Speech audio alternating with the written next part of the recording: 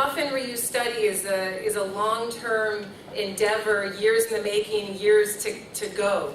I presented on this at the last RC, where I talked about my work in Turin and Florence and Rome, and so this is just a continuation of that work. I'm including a little bit of information about reuse in the 21st dynasty, some basic points about that reuse, but I'm not going to go into as much detail about the reuse as last time. Instead, I'd rather get to the examples of reuse from these places as quickly as possible. So what is reuse? The reappropriation of, in this case, an ideologically charged object in the context of economic and social crisis. I'm not saying that reuse didn't happen in the 18th dynasty, but from my own research of the 19th dynasty, I have not seen coffin reuse. 20th dynasty is when the reuse starts in earnest, and then 21st picks up speed. This action of reuse assumes on the part of the Egyptians a priority, a value in short-term ritual use over the value of long-term permanent use, which I could go into in more detail, but I will leave it at that. Now, given that this research is ongoing, years in the making, these are the things that I have on my mind as I'm looking at these hundreds of 21st dynasty coffins. So what were the different methods of reusing another person's coffin? Who was reusing it? As you can tell, some of these are unanswerable, but they're still in my mind. Who was taking these coffins out of the tomb? Family, thief, is it legal, is it illegal, how is this working? And I have a JARCI article that just came out on this topic that highlights textual evidence of reuse in the 20th dynasty. So if you're interested in more details about how this reuse was happening, please look at that.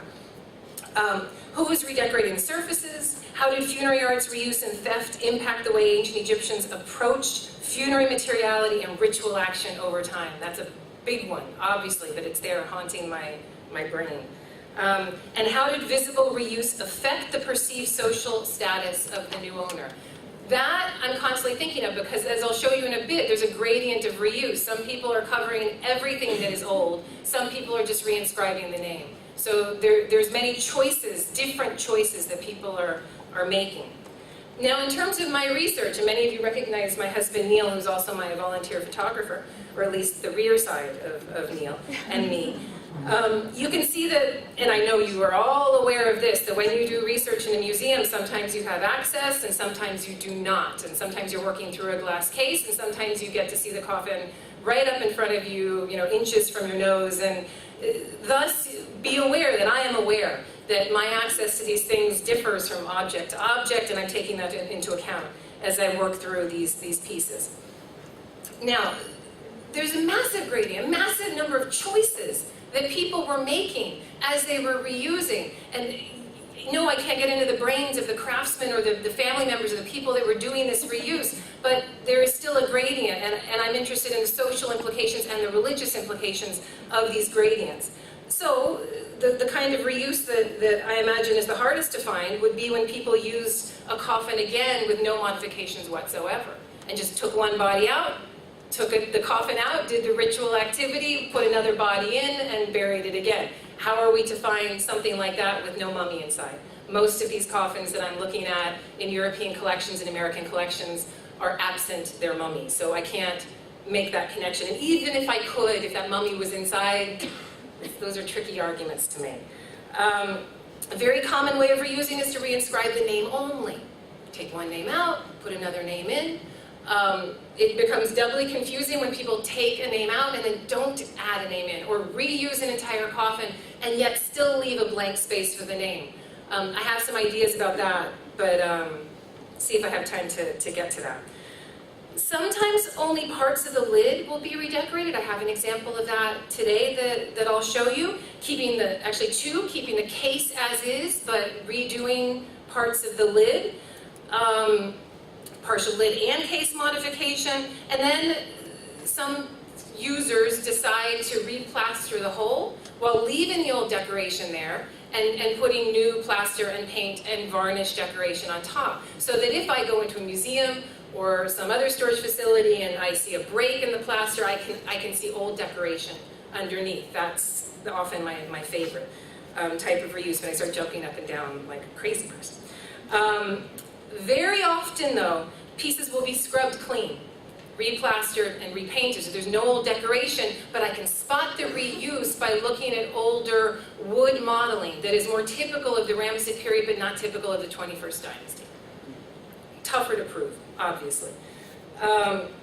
If it's completely scrubbed plain and recarved and repainted, I've got nothing except C14, which won't prove coffin reuse, but it will prove wood reuse.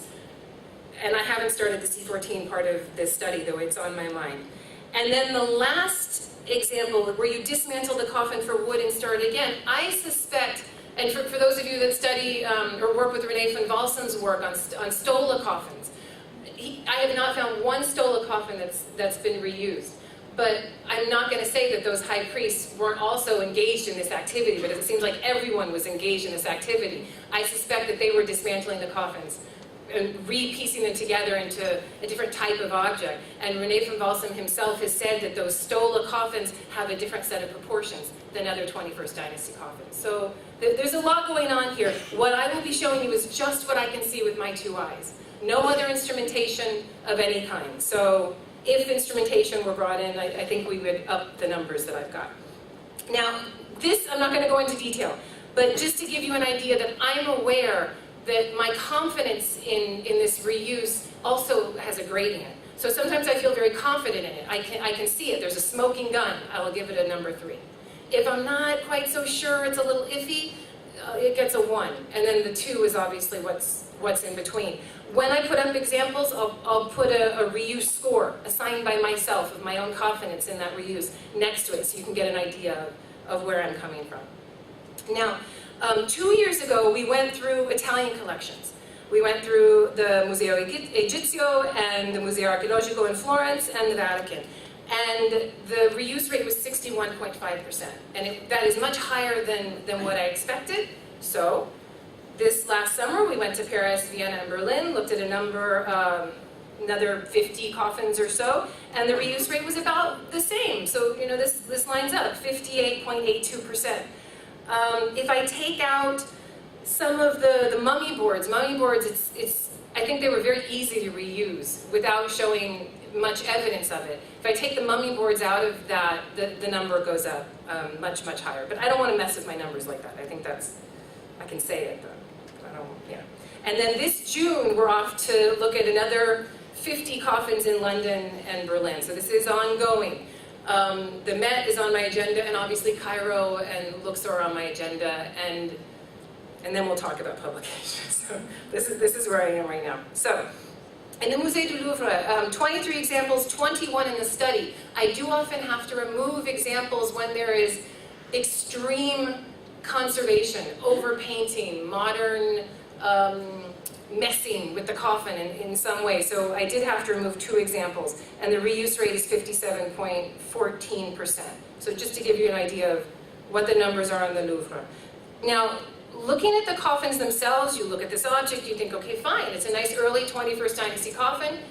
There's no problem here. Once I start crawling around this thing with my flashlight, and I know this is a bit hard to see, but on the inside of it, and these are on display, so I can only do so much. There is thick, shiny black pitch underneath the red paint on the interior. So I think these are reused, and I think they're 19th dynasty reused. And my confidence in this reuse is pretty high. So what I think happened here is that you have a 19th or 20th dynasty coffin with crossed arms, and the surface decoration was chiseled away. Coffin was replastered and repainted. I don't see any old Ramesside decoration on the exterior, but on the interior, the black pitch was only partially removed, and there are remnants of that thick, shiny black pitch that is typical of the 19th dynasty. Those remain underneath red paint. So they covered it over with red paint, which is more fashionable for the early 21st dynasty, when interior decoration is becoming de rigueur. This example, I think, is easier to see in the photograph. And you've got the shiny remnants of the black pitch here. And so you can see an attempt to remove it, but not a very careful or systematic attempt, but it's still there. This is a 21st dynasty coffin, and the whole set is probably a reused Ramesside coffin set, and I suspect the whole set is, because each piece has these remnants of black pitch. This piece here, I don't feel quite as confident in the reuse, but I do think that something is going on, and that's just because the quality of wood, which in this case is reasonably high, does not match the quality of decoration. So the quality of decoration is of a more average type. It's fine, it's good, there's nothing wrong with it, but that wood, the wood that's building up this coffin, is 4 boards for this case. It's nice, thick, high quality wood. And to put that kind of wood in combination with that kind of decoration makes me a little suspicious that something is going on. But you can tell from my reuse score that I'm not massively confident in this conclusion. So we'll leave it as a skeptical conclusion. Now this piece here ended up being really, really interesting for a number of reasons. So you look at it and you see it's a man's coffin, fisted hands crossed over the chest, male wig lappets, all of those things, and yet if you look at the side, and you see the inscription here, you see that it's inscribed for a mistress of the house, a Shemait and Amen, and then a space for the name has been erased. So this is a woman, a mistress of the house and a chantress of Amen, and then a space for the name on a man's coffin.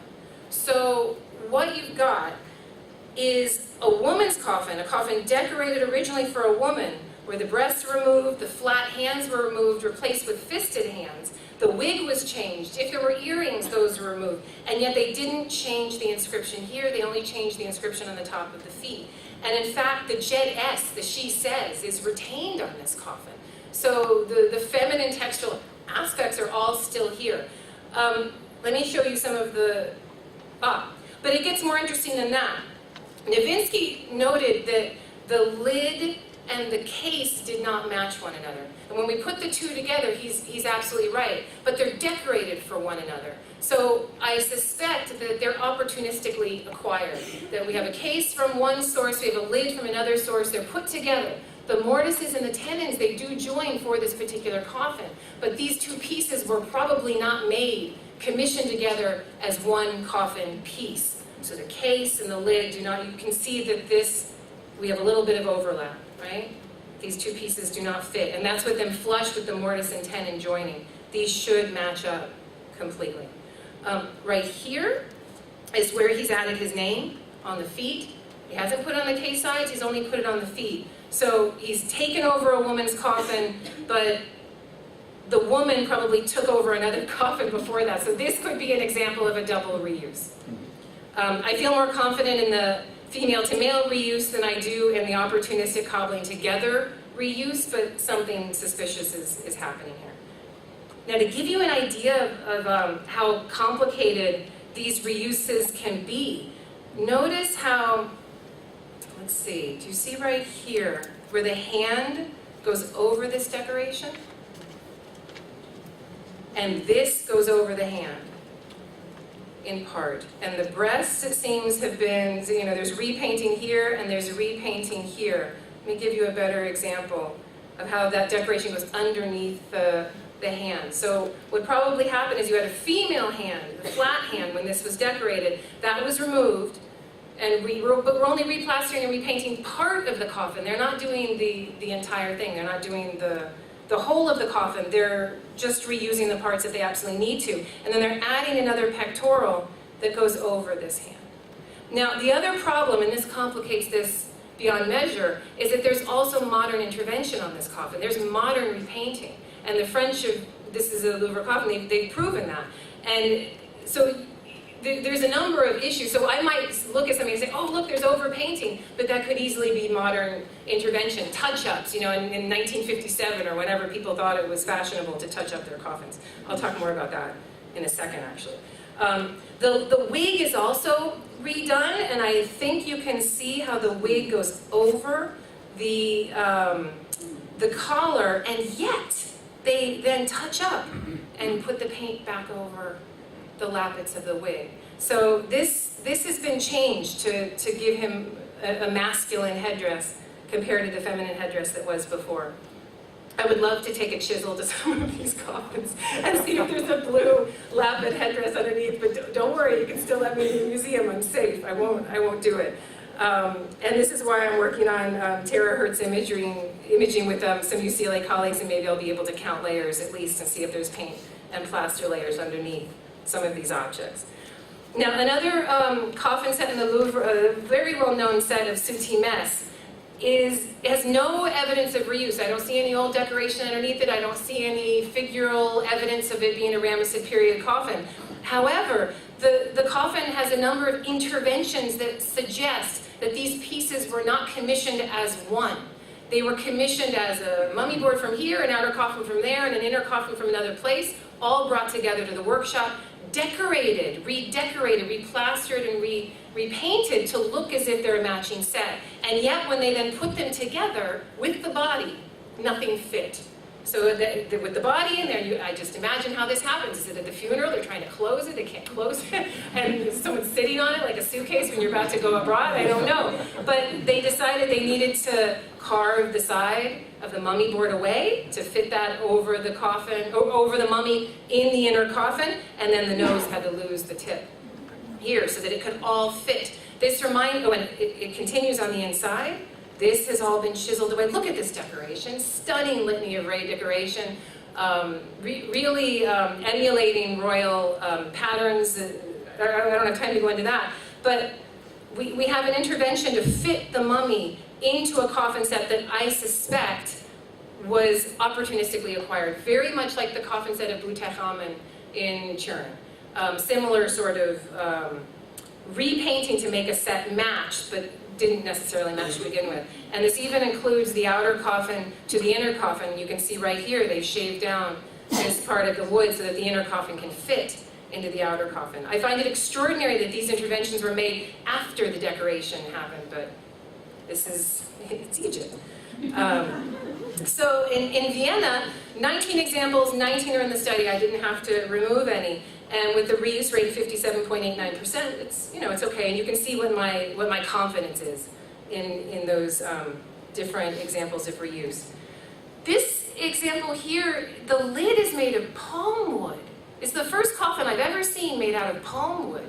But I've never seen that before, but the case is made out of a local sycamore acacia blend. Not that the pieces, just different pieces, acacia and sycamore put together. And looking at the case sides, you think, okay, it's a Ramessid piece. It looks Ramessid in its style and makeup, maybe 20th dynasty instead of 19th. But the lid is approaching a 21st dynasty decoration style. And this is very hard to see because the piece is in bad shape and very dirty. But the Viennese working on this coffin did notice reuse and painting of the lid, but not of the case sides. And yet the name on the lid the name on the case side still matches the name on the lid.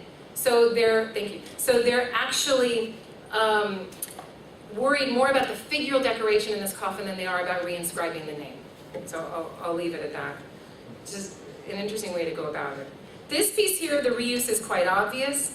The hands and face were ripped off in antiquity because they were gilded. And there are traces of gilding still, here, here, and here. But you can see this is an earlier 21st dynasty coffin that's been transformed into a later 21st dynasty style by adding a significant amount of plaster to the head, widening the headdress, changing the headdress from a blue headdress to a striped headdress. The reuse here is easy to see and quite clear. This piece is a different story though, and this is a 20th dynasty example that's labeled as 21st, but I looked at this and got very excited. There aren't many 20th dynasty coffins out there. There's about 8 of them in the world that I know of. Aidan Dodson keeps discovering new ones. This I think we can add to our list of 20th dynasty coffins. And it does also have some reuse. Just an example for those of you that know your coffins, see the decorated bottom of the feet. This is not a 21st dynasty hallmark, but rather a Ramessid hallmark. And then if you look at the back of the head, right, come back to me, let me make it bigger. You guys see that? Oh, I didn't mean to turn it. Do you see the stripes? Right there. Let me make it bigger again.